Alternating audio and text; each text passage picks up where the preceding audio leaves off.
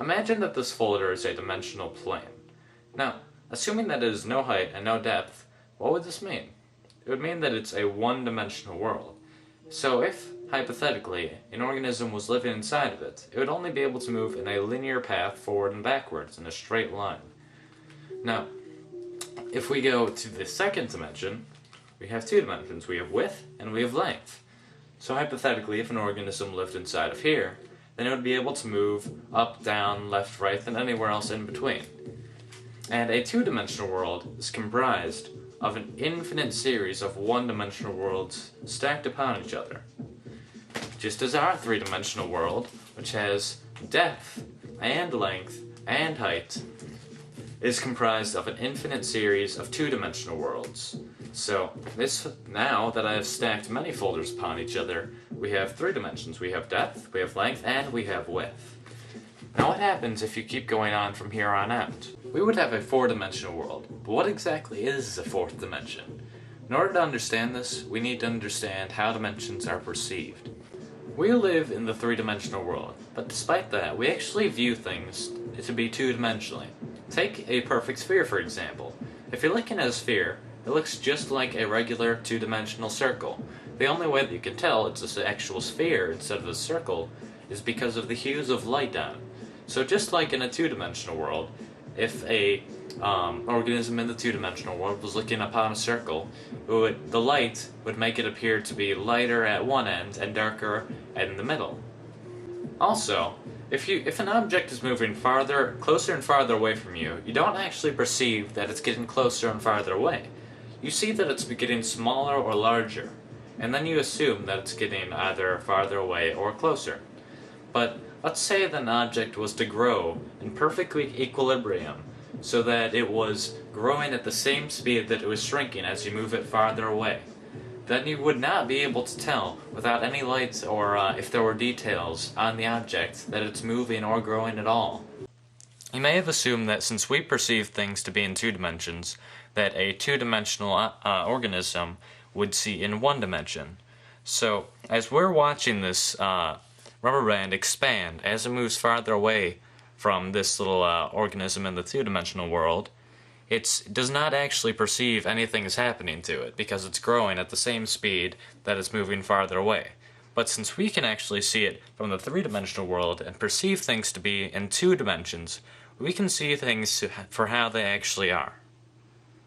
The reason that the two-dimensional organism doesn't see things the way they really are is because the two-dimensional organism sees things in one dimension, just how we, three-dimensional creatures, see things in two dimensions. So in a way, we don't really see our world the way it truly is.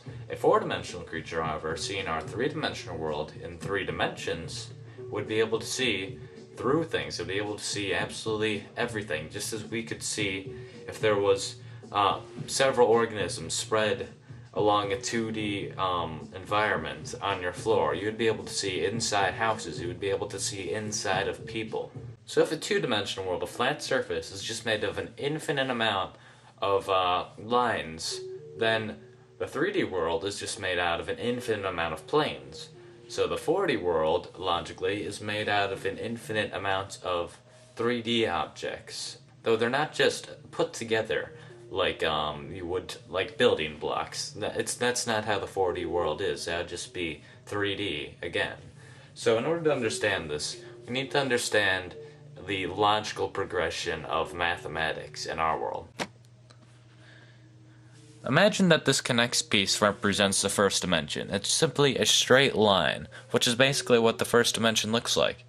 And if you add 3 more of these straight lines and connect them so that adjacent sides are perpendicular and opposite sides are parallel, then you have the basic shape of the second dimension. You have a square. Now if you keep going from here and you add it so that there's a total of 4 squares, and all adjacent sides are perpendicular, and all opposite sides are parallel, then you end up with, obviously, a cube. So, if you tried to keep going from here, and you would have a 4-dimensional basic shape, you would have what's called a tesseract. Now, I cannot show you a tesseract, but you need to understand that it's basically 4 cubes that are within each other that have all adjacent sides perpendicular and all opposite sides parallel. Yet there are 4 lines connecting to each vertex. So a tesseract would look somewhat like this picture. Now that's not exactly what it looks like, because this is a 2-dimensional depiction, and obviously not all of the lines are straight.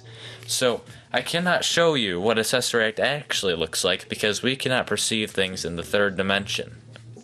You cannot even imagine what a tesseract looks like. You cannot in your mind picture the 4th dimension or a 4th dimensional shape. And you can keep going on from the 4th dimension even. You can go to the 5th dimension, the 6th dimension, the 71st dimension. It doesn't matter. Theoretically, there are an infinite amount of spatial dimensions. A common misconception of the 4th dimension is that the 4th dimension is time.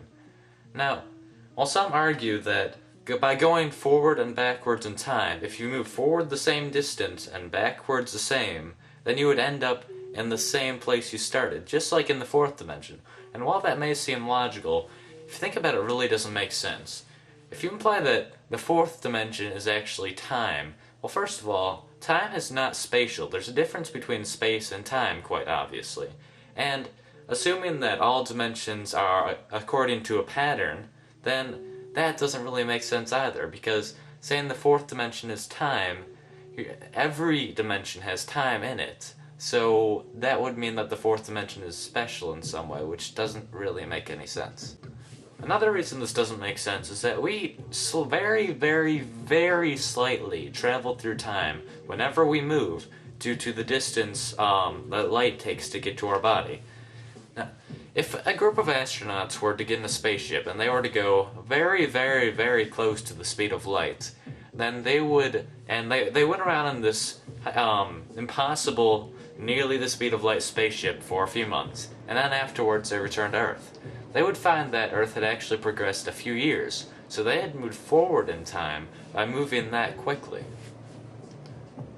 Another interesting concept involving the 4th dimension is that many physicists and even mathematicians may say that the dimensions are very, very slightly curved, because if you really think about it, nothing can be truly, absolutely infinite. So imagine that the first dimension, the line, is just very, very slightly curved, so that after a very long time, it will end up creating a circle. So, as suggested by many physicists, if you keep going in the same direction, then you will end up where you started after a very, very long amount of time, obviously. And the same thing would happen to the 2nd dimension. If it's just a square, and then you extend it very, very slightly in a curve, then it will eventually make a sphere, and the same thing happens in our dimension, except it will form a very, very slightly curved 3rd dimension, which will form a 4-dimensional universe, basically.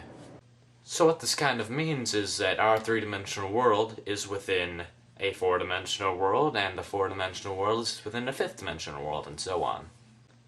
Now, I did say that nothing can be truly infinite, but if this is true, and a dimension is really within another dimension, within another dimension, within another dimension, then I'm implying that there's an infinite amount of dimensions, which is the only problem I really have with this theory. I'm not sure if it ever stops, or if infinity is really even possible. We don't know that. Thanks for watching my video, and I hope this gave you a better idea of what the 4th dimension is.